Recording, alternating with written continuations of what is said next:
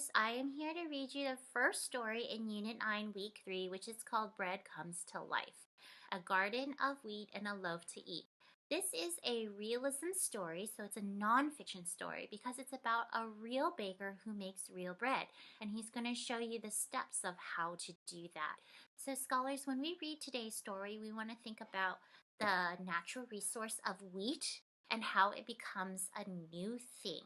And we also want to practice a skill called reread. So sometimes when things don't make sense, or they don't look right, or they don't sound right, we want to practice that skill of rereading. And that's just meaning you're going to go back a page or two and read them again so that it clarifies any questions you may have. So let's get started and read our story today. Bread is the food we eat every day. So many kinds, so many ways. White bread, black bread, small bread, tall bread. Thin bread, twin bread, dinner rolls, bread with holes. Hard day, old tough bread. Soft, squishy, fluff bread.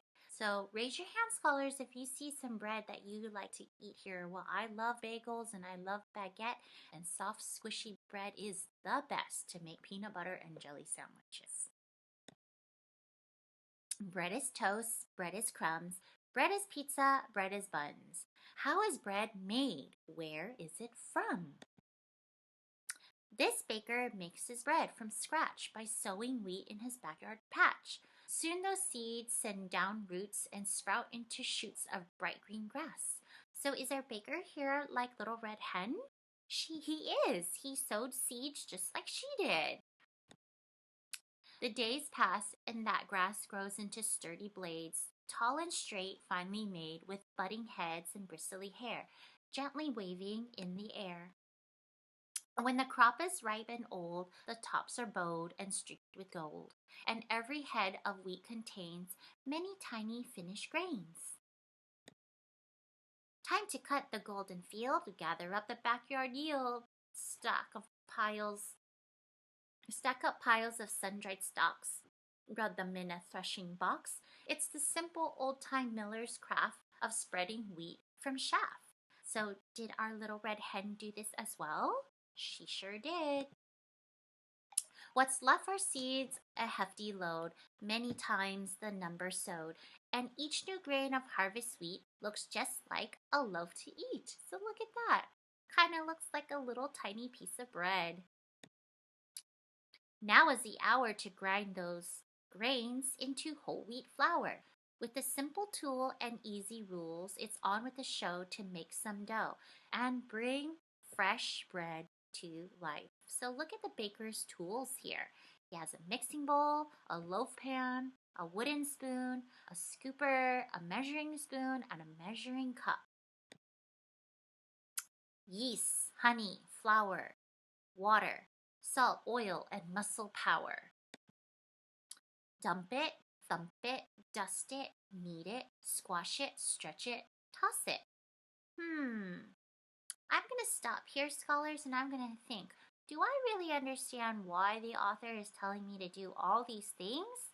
Let me reread again.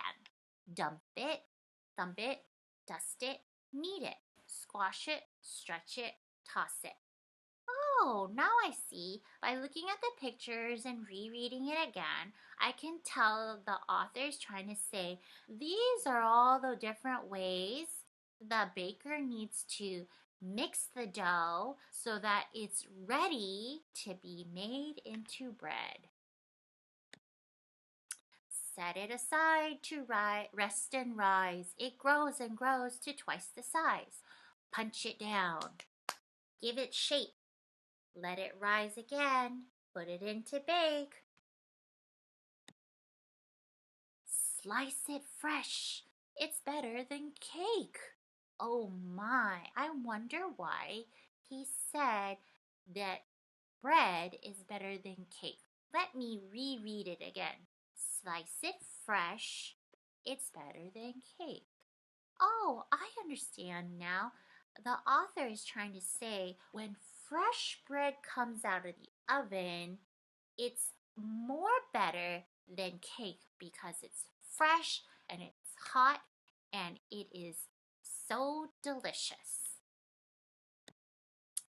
Whatever the shape it finally takes, wherever the place it finally bakes, every day we are blessed with a mountain of bread.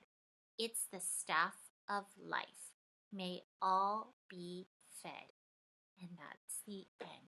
So, scholars, I hope you enjoyed today's story. Bread comes to life, and when we are done with our story today, I'm gonna have you hop on to Seesaw, and in one of the templates, I want you to tell me how did you feel about the story? What did you learn about the story? Um, could you identify what the natural resource is? So we talked about how natural resources can be taken and made into new things. So maybe you can tell me what did you like best about being a baker, or you can compare today's story to the little red hen and how it was the same and how was it different. Okay, so I just want to have a little quick response in Seesaw Scholars, and I will put some response questions on there for you to answer today to Bread Comes to Life. So I hope you enjoyed today's story and you learned a little bit more about wheat and how that can be turned into bread. Thanks for listening, scholars.